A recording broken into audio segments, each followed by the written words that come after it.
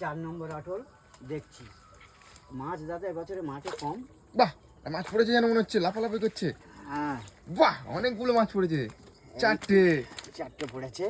এই এই আমাদের কারবার।